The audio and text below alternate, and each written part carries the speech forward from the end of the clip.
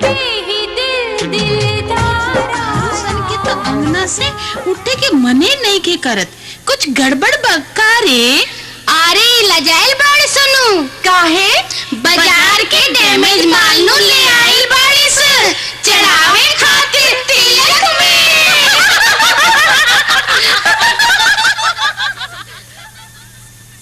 सरमाला सरऊ काहे आव पाहुन के पूजा पाओ। हर तिलका में कौंची लैला देखे आहिल बसारा गाँव। खाली बाटे कार्टून की भरल बा सामान। अरे कवन कवन आइटम के करेला बखान। अरे जल्दी से खोल के दिखाओ। फटाफट तिलक चढ़ा, फटाफट तिलक चढ़ाओ। फटाफट तिलक चढ़ाओ, फटाफट तिलक चढ़ाओ। सरमाला सरऊ काहे आओ पाहुन के पूजा पावे। तिलका में तू फाका लियला बोला लेके आइल बसारा गाँव। अरे खाली बाड़े कार्टून की भरल बा सामान।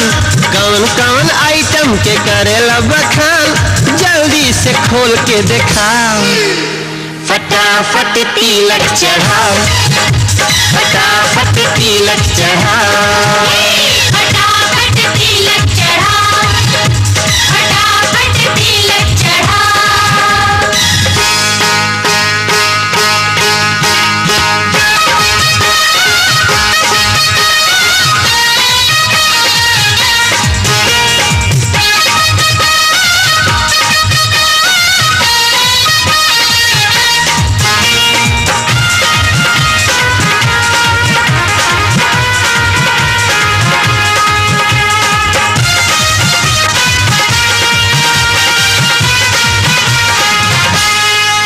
सुनी बेटिया के पंडित जी अब पोथी पतरा खोली।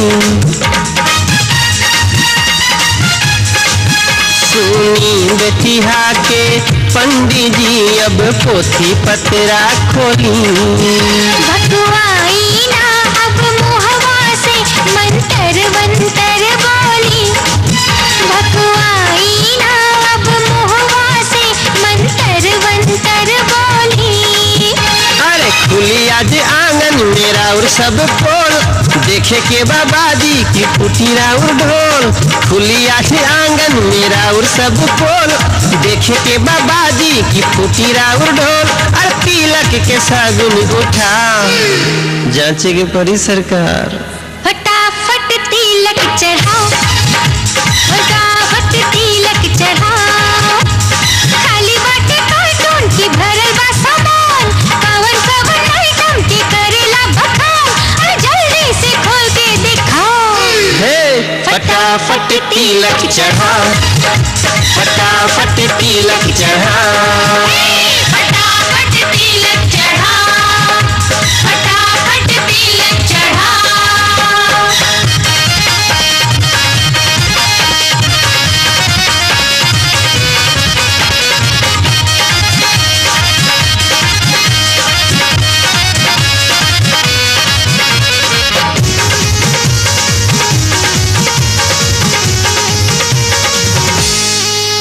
तिल का हरू हो सके।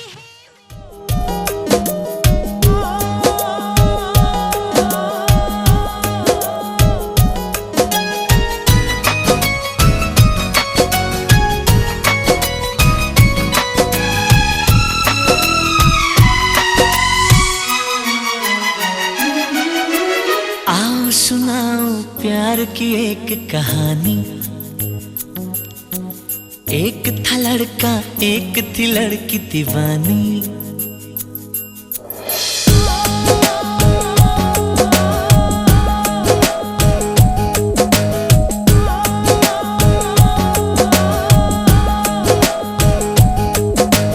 आओ सुनाओ प्यार की एक कहानी।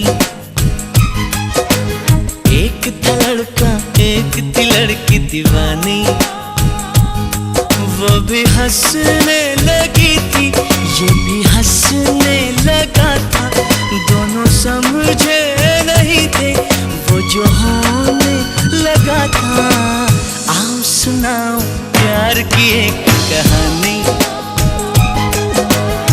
एक था लड़का एक थी लड़की दीवानी।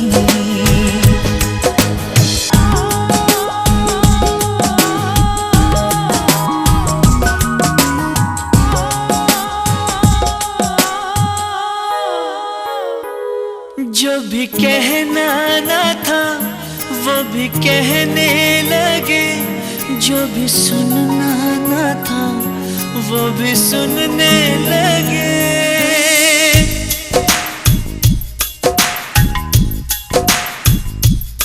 जो भी कहना ना था वो भी कहने लगे, जो भी सुनना ना था वो भी सुनने लगे। आ रही है हंसी मुझको इस बात पर, किस तरह प्यार में दोनों खोने लगे, दोनों खोने लगे।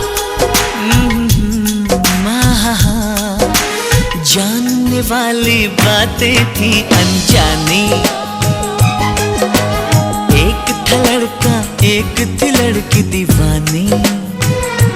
वो भी हंसने लगी थी ये भी हंसने।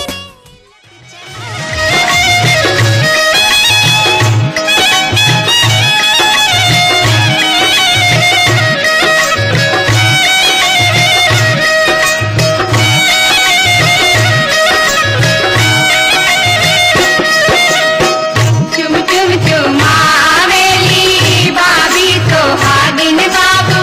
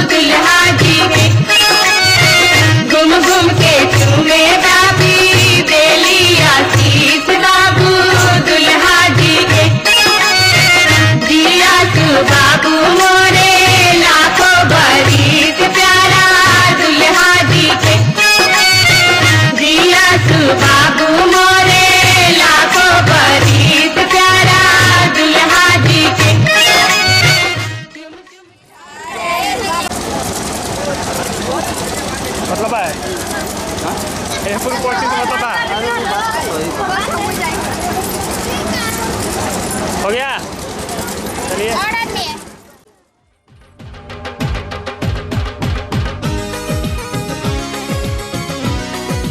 Good morning.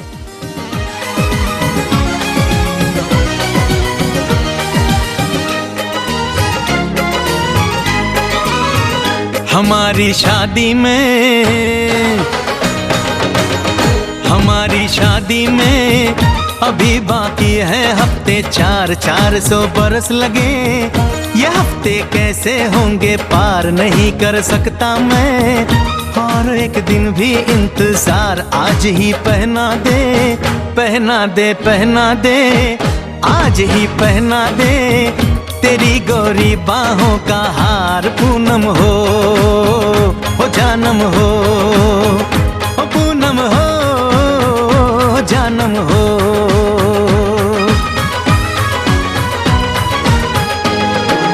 You want something, sir?